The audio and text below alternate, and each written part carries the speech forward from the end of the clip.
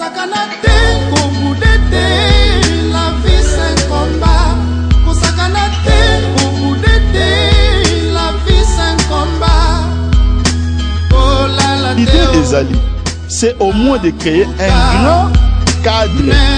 Il y a la permanent, il y a dialogue. Oyo, Toro Bandana par recréer d'abord cadrement pendant un mois d'abord. Mais il ne jamais en France, en Belgique, partout, puis il va combattre dans le monde entier. Alors, biso na part na biso ya IDPS, biso to kota déjà na carte ya idéologie, na carte ya vision Tshisekedi, on ne participera jamais na babilo kwana. Nous ne demandons pas aux combattants maman de réfléchir comme nous. Nous disons que nous devons faire les choses dans l'amour. Andeko ya poto. Tozali koloba awa na Congo ya ba Congolais. Il n'y a rien qui dit que nous aussi nous avons raison, c'est toute la ligne. Parti politique UDPS, c'est un patrimoine national. Dans une démocratie, c'est le peuple qui tranche. Nous allons inscrire notre débat dans le champ de adversaires politiques, non pas avec ennemis locaux, les alliés locaux. Dommage. Grâce à la police, il y a des criminels, nous devons les traquer. Vendredi passé, pour nous, on a fait ça la chambre foraine. Publiquement, m'a condamné 30 ans de prison. Tout ça, une mesure spéciale. Au Kangi Koulouna, puisqu'il revient de Brazzaville, nous les entendrons sur PV, on l'amène à passer aux aveux, tozui ba fichier naïe, tozui ba dossier naïe, au commun kaka ndenge bazaboye, plaignant abimi. On les charge, nous l'envoyons devant son juge naturel.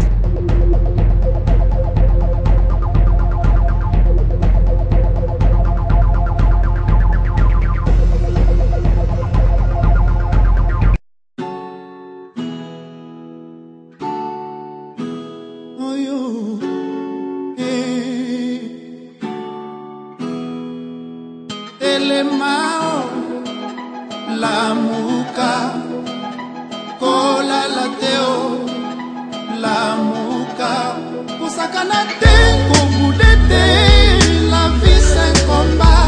Kusakana te, kobudete, la vie c'est un combat. Oh la la. L'idée des alliés, c'est au moins de créer un grand cadre. Il y a la permanent, il y a dialogue. Oyo, Toro Bandana par recréer d'abord cadrement pendant un mois d'abord. Mais il ne jamais en France, en Belgique, partout, puis il va combattre dans le monde entier. Alors, biso na part na biso ya IDPS, biso to kota déjà na carte ya idéologie, na carte ya vision Tshisekedi, on ne participera jamais na babilo kwana. Nous ne demandons pas aux combattants maman de réfléchir comme nous. Nous disons que nous devons faire les choses dans l'amour. Andeko ya poto. Tozali koloba awa na Congo ya ba Congolais. Il n'y a rien qui dit que nous aussi nous avons raison, c'est toute la ligne. Parti politique UDPS, c'est un patrimoine national. Dans une démocratie, c'est le peuple qui tranche. Nous allons inscrire notre débat dans le champ de adversaires politiques, non pas avec ennemis locaux, les alliés locaux. Dommage. Mbote lundi à www.bosolo.congo. Toujours dans le cadre de la information pour la maïpenze, vous avez connu ça, nous connaissons Congo, fait pas si peu mawa. C'est comme la pandémie qu'on a vu ya Congo Kinshasa na mboka Brazzaville. Et voilà les lots na cadre ya émission na biso tolo babosolo. Auto yambi pe moko ya bakambi ya mboka kasi na côté à la police. Ya azali bongo commandant district ya Moamba, colonel Guilin Sambwa. Na yeto mekanon kosola, na yeto mekanon koloba pe bosolo finalement likambango ezali boni bango na ngambo ya la police bazali ko encadrer penza bandeko oyo bazali ko ya. Est-ce que la police est ko ça penza mosala nango na bosolo nyonso ya ko sécuriser population bazali ko ya boye pe na babiloko na bango bazali ko katisa nango nyonso wana to kosola yango na colonel Guilin Sambwa kasi ya mbote to banda masolo nazali nga mon côté nazali na concert nanga Aurélie Mazongelo kasi ya mbote to banda penza na kopesa Aurélie mbote pe na kopesa colonel Guilin Sambwa mbote. Ok, ndek bandeko balandi ya www.bosolo.congo.com matondo na bino banso nde bozali branché liboso ya site na bino matondo na yo mpe ndeko magloire ndeko ya mbika na émission ya tolo babosolo. Merci beaucoup de Aurélie, colonel Guilin mbote mingi. Ok, kaka na ino koyebisa bandeko sika wa na kati ya émission na biso tolo babosolo.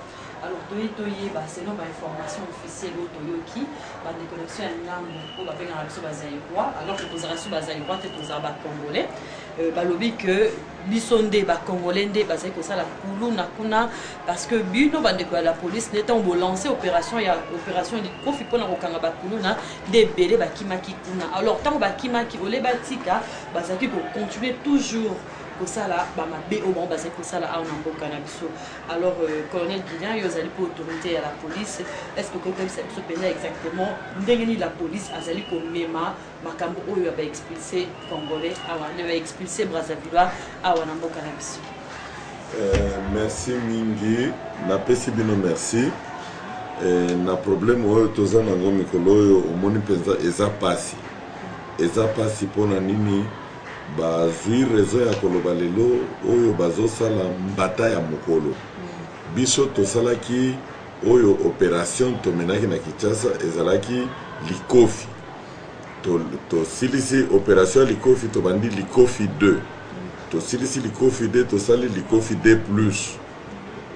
Alors bandeko na biso tozalaka na bango mikolo nyonso, même la police ya kuna kutu bauti kosala remise et reprise entre général Ndenge na général Charles Bisengimana ya ba chef de police na Afrique. Général Ndenge nde azalaki wana touti kosala ba conférence awa tozalaki pendant 5 jours ensemble tosali wana yende apesi biso marteau de commandement et comme sikoyo na côté ya RDC na numéro 1 ya police nationale congolaise. Azande konabiso il a visité nos installations à la police. Mais il se fait que sikoyo toyoki bakomi kobengana bandeko na biso kuna côté ya ngambo. Bazo bengana bandeko na biso côté ya ngambo balobi ba oyo bazangi papier, les sans papier. Biso toyebaki que eza les sans papier, mais il se fait que tokanisa ki ezalaki dérapage. Mais nous avons constaté maintenant eza sans papier et comme ba règlement de compte. Bakomi kobengana batu nyoso oyo bazakuna. Bien sûr, ezaka kobengana te batu mosusu ils ne sont pas expulsés, ils se sentent en insécurité, il y a représailles au bazo connaître. Effectivement, les traitements au bazo infligé bandeko na biso eza malamute.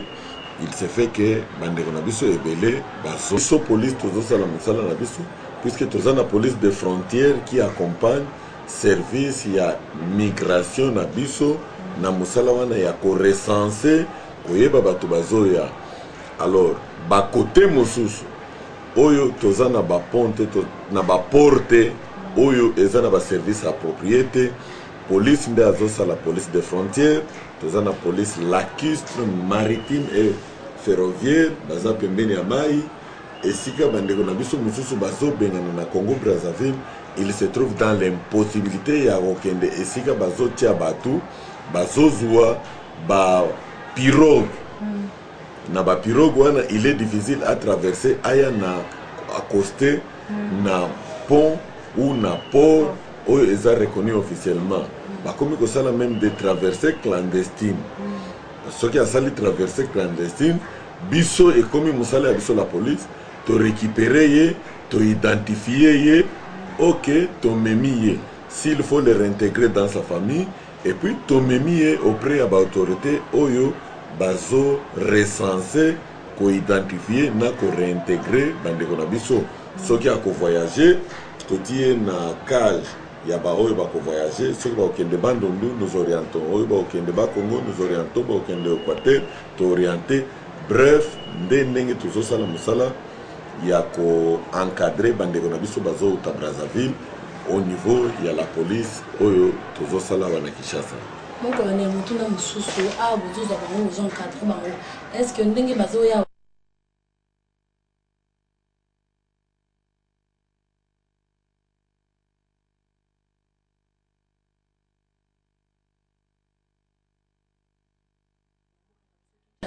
est-ce que la police n'a biso ils ont assuré moi sécurité auprès de l'expulsé wana na ba biloko bazoya kama bien na ba télévision monsieur na ba congélateur ba kote ko yena mo ba biloko na ba mike. Je vous dis c'est difficile ezama wa trop. Il faut au moins ndenge bandeko na biso bazozonga. Okomona ndeko par exemple ndeko na biso asi asali na Brazzaville 20 ans, 25 ans. Azana misala na ye azana ye bien. Mais bakomema ye des fois il n'a que l'habit oyo aza nango na nzoto azongi. En tout cas depuis babandi koyana na moniteur muto na congélateur muto na biloko na ya valeur bazo perdre biloko na mingi ya valeur, ce qui fait que ba mususu bokomona kaka akweye asali hypertension asali nini dans les camps là où ils sont cantonnés. Ce n'est pas plus que seulement et il est dans de mauvaises conditions. Ce qui a bandi kokanisa, il était au Congo Brazza. Je vous donne un exemple. Mutu moko oyo banda ko fournir na Congo Brazza farine, puisqu'actuellement ils sont en difficulté à ce qui concerne des denrées alimentaires. Abandé qu'on fournit, c'était un grand, il y a un dépôt de farine dans Congo Brazza, plus de 5. C'est un grand responsable, il a tous les documents. Mais Babengani est le lot, sans pour autant Amonanan. Mais il est malade, il est hospitalisé. Awa, et ça, Mimi, à Zokanis. Il a son argent, Azana Mikanda, Nyosa commerce, Azana Mikanda, visa d'établissement, Azana Bilo, on a complet, mais on l'expulse. Au moni, biso la police, bao nyoso bazoya, musala na biso zaya ko identifier, to fouiller, to yebi, Azam mutonini, il était parti comment, et puis to réintégrer la famille, oyo ba okende musika, oyo ba se retrouver les sous-soutens dans la famille, de ba oyo tozotia kuna. Na ba mal frappé, oyo ba kimaki peut-être azalaki criminel, azalaki kuluna, bazali justice azolandela. Si le dossier est encore en cours, a aucun répondre na ba acte na bango. Mais sinon, bref, bazoya, nous les identifions, nous les mettons dans des conditions telles que va poursuivre le processus de réintégration. Ok, mon colonel, kasi toyebi biso nyonso kotombola nsaki opération de profit. Toyebi que belé pe ba bazaki na bazando minene, bazaki na bawenze et tout, mingi pe bakimaki kuna na Congo Brazzaville. Je suis sûr que bango pe bazongi. Est-ce que bino ba poser à la police, poser kokoka ko arriver pour identifier ba kulu na o bakimaki na Congo Brazzaville? Effectivement, Mambiso, toza une police professionnelle. À Tabasoloba, toza une police professionnelle. Bakuluna normalement, à travers ville à Kinshasa, Bakuluna nyoso oyo basi bakangama, tozalaka na tofichiaka bango, ndenge tozala ba criminel. Tozana ba empreinte digitale na bango, tozana ba fichier, tozana ba photo na bango. Ba oyo nyoso bakimaki, s'il revient, je vous donne un exemple. Aujourd'hui, Toti Kosala bouclage, awa beaucoup tinga, je suis beaucoup tinga la position de Sala bouclage. Tosala bouclage na pembeni kaka ya mai. Toti kozwa bandeko na biso ba refoulé à Brazzaville, baza 64. 62 mibali na basi mibali. Tango tokangi bango, nous avons constaté na kati na bango, nous avons encore retrouvé 3 kuluna qui étaient fichés. Moko abomaki ndeko na ye akimi. Lelo à revenir, abana kobombana, il est revenu, il n'est pas revenu par la voie légale, il est revenu par la voie clandestine. Nous l'avons récupéré, il est awa, Toti Ewana, Bazo Sambisaye, il va répondre de ses actes. Il y a Kanisaki Akimaki Brazzaville, Lelo Azongine. Et Ndewana Tolobaka, Mouibi, ou bien Moutumabe, Azalaka na 9 jours. 10e jour, Azalaka jour à la police. Akimaki, on l'a recherché, on ne l'a pas retrouvé. Aujourd'hui, il est retombé dans les filets par une autre opération préventive à la police pour récupérer. Ce n'est pas pour autant qu'il va laisser, il va continuer la procédure. En tout cas, pour Yango, ils sont tous fichés. Au moins, Azala Moutiasik. La plupart de Bakuluna Bangu Nyoso, Baza fiché, Tango Bazo Zonga. C'est pour cela la police n'a pas service de sa sécurité. Tozakuna, il faut d'abord te identifier. Oyo Azana. Puisque nous risquons de connaître Nabatomosu Bazaba Bandegona Biso ya Wate. Parce que Toyebi pe que il y a les mingi qui marquent à partir de Congo Brazzaville. Est-ce que vous avez pensé tant on a identification, vous avez identifié moto moko zeko kota na mboka. Moto moko te akoki kokota s'il vient dans la voie légale, il ne peut pas passer sans pour autant qu'il soit checké. Batu nyoso tozo checké na bango. Ce qui fait que musala ekomi makasi. Et o nyoso bazoya tozo kende boyebi site toti bango na stade Cardinal Malula. Et eza opération moko molai totie na camp soki aza na ba Congo après service kolandela bato nyonso toprogramme convoi ya okende ba Congo après service ya sécurité landeli convoi mosusu totindi bato ya Équateur bao nyonso baza ya musika tozozonga soki bandeko na biso ya inyele oyo qui ne s'était pas converti baye okoyoka kaka akozonga parce que inyele ezalaki na Kinshasa te inyele ezalaki quelque part na mboka moko na république na biso aza obligé bakocheke ye ntango bakocheke ke balobi bazongisa ye na mboka na ye bakoyeba oyo aza nini puisque mosala oyo tozosala d'abord nous identifions yo oza par exemple militaire oza policier otraversaki kuna kosala nini tokolongola yo na groupe wana topesi yo na baoyo baza baspécialiste ya mosala wana parce que na la police na baservice na biso toza na baspécialiste dans les identifications ya bato topesi yo na service wana baidentifier yo ils utilisent toutes les méthodes possibles baidentifier yo si on constate que tu es fruit oyo epola extirper yo bati yo na disposition étudier ou on te met à la disposition de la justice ou on te met à la disposition de la société pour la réintégration.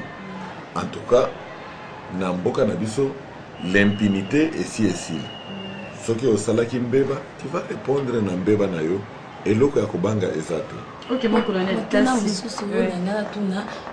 kaka par rapport à ma combo étali sécurité, mon colonel, est-ce que tant que ça la parade awa certainement la police fait à Brazzaville ça la parade na est-ce que bino bango besoin un contact permanent on dirait tout sentir moi et contact permanent pour le ya ba parade na ba causerie morale et que c'est puisque biso tozo sala parade mais en fonction il y a réalité il y a mboka na biso biso tokoloba te ke kuluna bandelia kuluna ça existe partout il faut toyeba dans quel cadre kuluna ndenge babengaka yango dans chaque partie par exemple ya pays dans chaque pays oyo eza pembeni na biso kuluna bandeli kaka wa biso te au Cameroun babanda kobenga bango ba ifia et ça existe sous une autre forme mais awa toza na forme na biso soki tosali parade ezalaka ba causerie morale tosali causerie morale puisque ngai nakoki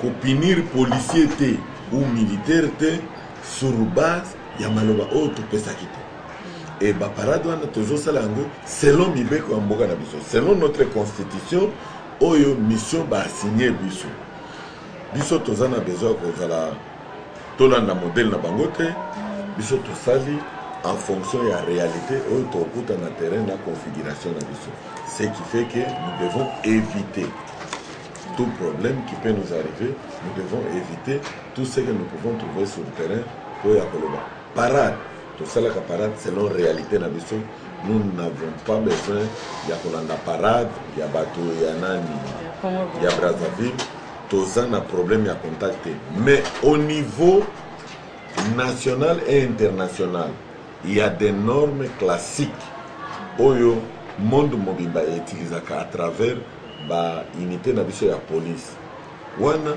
tokutanaka on organise des réunions ya ba chef de police ya Afrique bakutani ba voter comment on dit ba amender statut wana ya ba chef ya police biso to mettre en application mboka nyonso ekomi ko appliquer dans la police pour tozala au même niveau à travers toute l'Afrique mais police nyonso ya mboka eza ko s'adapter na réalité ya mboka na bango compte tenu ya constitution na biso. Ok, mon colonel, tous on allons montrer dans le temps de corona parce que n'a évité ce que opération Likofi 1 2 suite et fin so c'est silent n'a évité ce que c'est silent opération Likofi. Opération Likofi tozo kango mabe. Opération Likofi c'était juste par exemple un mouvement spontané oyo eya kotia un plus na opération habituelle. Normalement opération Likofi c'est eza nini? Opération Likofi eza track ya kuluna. Na track ya kuluna wana tosala kango mikolo nyonso. C'est ça notre raison d'être. Il y avait même des militaires Kouloun. Alors on devait aussi les traquer. ceux qui osent colonne militaire, on t'arrête, on t'envoie dans des cours et tribunaux militaires. Mais mon colonel, moi, ma selon oui, il y a beaucoup de personnes, moi, colonel, la peau, tout comme les niveaux, mon souci, la criminel. Parce que côté la criminelle, on a la cité, on a la criminelle, et le niveau, il y a quatre ans, et comme les niveaux, la criminelle, côté, on a bien dans le lobby, c'est ça, dans le lobby. Présence, il y a vu sur la police, et ça, ce n'est pas problème à l'époque. Présence, il y a vu sur la police, il y a des criminels, nous devons les traquer. Bisso, nous avons une opération, l'ICOF-Finalité. Nous continuons l'opération l'ICOF. Ah, on a fait le droit. J'ai 13 pour nous. Puisqu'il fait tard, nous allons arrêter. Lundi, nous ne se faisons pas auditoire. Nous continuons. Vendredi passé, nous avons fait ça, la chambre foraine. Publiquement, on a condamné 30 ans de prison. Accueilli prison. Biso, tous ça la musala na biso. Criminel, les lois à Koïba, à Kimi. L'autre à Koïba, à Kimi, mais le lendemain, à échapper bisoté. Tu peux checker à l'eau. On a une opération Tozo menée, j'étais bien. Tozo menée, c'est parce que nous avons constaté que Pembeni Ama et Kingabwa, Nicolo est commis nan. Il est commis 3e opération. Semaine passée, na salaki 2 fois. Semaine na sali 1 fois. Nous devons poursuivre tous les criminels qui se cachent autour de Yamaï, et la zone Oyo et Panangana, district Yamoamba, et la zone criminogène. C'est pour cela que nous, Moussala Naviso combattre la bateau. Nous devons les pourchasser, même dans les recoins où ils se retranchent. Ok, mon colonel, sinon, nous sommes sur le Tamaro, Bakouno, Brazzaville, ma mesure Nini Benza, au Bino Bozui pour la bande. Tous une mesure spécialité. Au Kangi Koulouna, puisqu'il revient de Brazzaville, nous les entendrons sur le PV, on l'amène à passer aux aveux, tozui ba fichier naïe, tozui ba dossier naïe, au commun kaka ndenge bazaboye, plaignant abimi. On les charge, nous l'envoyons devant son juge naturel et il est jugé, condamné même. On les transfère dans le tribunal, ils sont toujours condamnés. Oui, mon colonel, nous avons peut-être dans le cours de ces années, nous avons un souka, nous avons expliqué que ça a été ma passe. Les étudiants, il y a une équipe qui a moi marche. Et puis, la société civile a des informations sur les canaux TV, et la société civile a des droits de l'homme, il a fait ça marche. Mais bien, la police, Bozaka a empêché, moindre manifestation, pour empêcher. Bikamo etali ba expliquer ba bomba ndeko na biso ba bomba maman ba violer ba maman so ba ndeko bazo sala moi marche. Pourquoi la police zo ko empêcher ba ninga basala? Merci maman. Omoni mutuna na wana ezana dévolé. Na koyebisa d'abord oyo marche ezalaki il y a de cela 4 jours il y a université. Oyebi toza na mboka oyo ya Mibeko. Au moment où je vous parle, oyo ndezo mona. Avant marche wana on a failli lyncher les étrangers. Biso, na bandeko na biso ya Congo Brazzaville, bazo linga ba changer. Il est difficile lelo na ibisa maman la kisanga mutu ya Brazzaville, la kisanga mutu ya Congo. Il est difficile. Même kuna tango bazo expulser bandeko na biso, peut-être c'est un problème de langage. Kinoa zaboye, ba moni kinoa boye, mais biso est-ce que réellement nous serons capables de faire au Congo Brazzaville? Alors, biso tozo empêcher marche pacifique. Université est dans le secteur nanga. Ngai nde nazalaki na université. Ngai, je fais partie, je suis le vice-président. Nick Nazav, premier vice-président, il y a comité à sécurité, il y a université à Kinshasa. Tango balobi ba décider ba ça la marche. Toyebisi bango pour osa la marche na mboka. On doit informer les gouverneurs. Vous informez les gouverneurs, on se met en table na politique na biso manifestation sur ma carnaval, ba cycliste ni soki boko sala na kati ya ville, il faut beaucoup mais la gouverneur Mukanda. 72 heures avant, gouverneur Azui, on discute sur les itinéraires. Oyebi ke mboka na biso tozo moderniser banzela banini topesa ka ba itinéraire gouverneur akoyebisa bino te soki bolingai boleka boye bokoleka boye bandeko na biso bakomelaki gouverneur. Et le même jour programmé voyage, c'est le même jour où le gouverneur Kimbuta était à la tête d'une grande délégation na ba policier ba généraux ya ba police ba généraux ya armée oyo bakende ki Brazzaville po kaka na makambo wana kokende ko négocier ba uti kozonga lobby. C'est le jour où babanda kokende à tuni bango est-ce que bokomelinga o to comité biso toza ba étudiants il faut nécessairement to manifester. Pona nini to arrêtaki, c'est moi qui est allé parler avec les musiciens ba politiciens ko to balinga ba côté la ngo ba député wana bayaki na yebisi ba université na lobby toza ba intellectuel bino boko sala mouvement na bino tango boko banda ko kita ba shege ba kokota na nzela wana komi ko buka biloko abato komi ko sala bo. Ce que vous devez faire ndenge bozo linga bokende parlement et puis bokende ambassade ya Congo Brazza tozwa délégation bokoti na mutuka na bus to encadrer bino pour éviter au passage bato baza animé na mauvaise foi babanda ko buka biloko ya bato bapesaki or to encadrer bango. Alors bazo yokana te oyebi soki bo organiser marche wana il faut ezala na ba oyo ba organiser comité ya université oyo ezo kamba ba étudiants il n'était pas pour ezakaka d'une manière parsemée babini. Et puis problème mususu tozobanda tango bakobanda okende bakomi ko s'attaquer na bato bako s'attaquer kaka na bato ya Congo Brazza te bakobanda ko s'attaquer na tout étranger azana mboka na biso tozana ba West Af tozana ba Nigérien tozana ba nini bazana ba papier na bango. Ce n'est pas pour autant que nous devons les attaquer, nous devons les déranger. Même ba mususu ba miyibi bako profiter pour ba déranger bande konabiso. C'est ce que nous avons refusé. Nous avons demandé tout harmoniser. Tout senga na bango tout harmoniser. Le gouverneur est arrivé hier soir.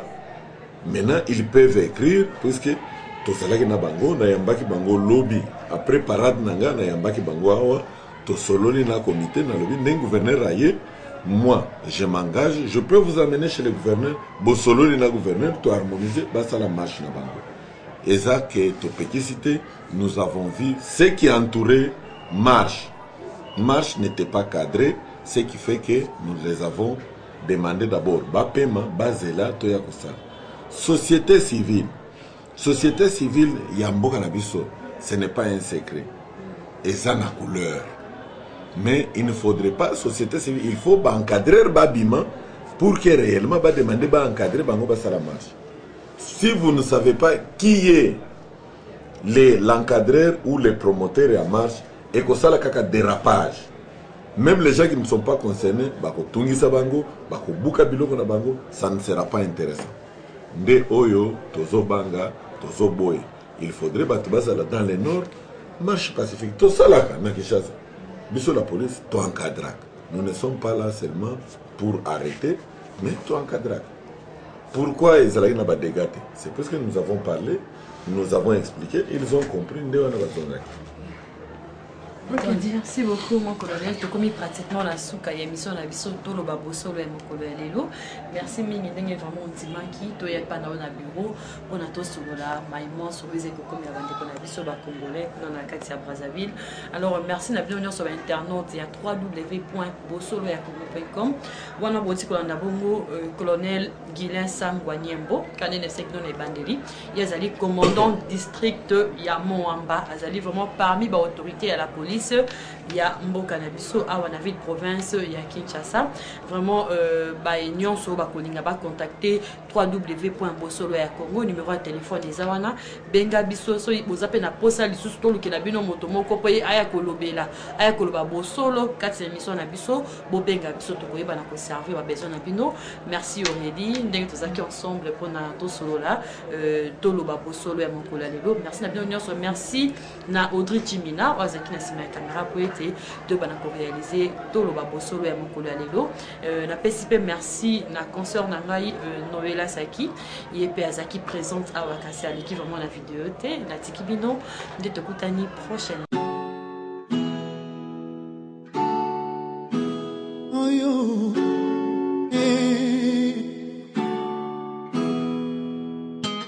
motema la